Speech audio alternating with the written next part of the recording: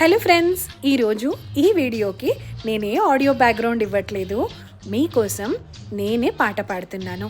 ఈ పాట ఏ మూవీలోదో గెస్ చేసి కమెంట్ చేయండి.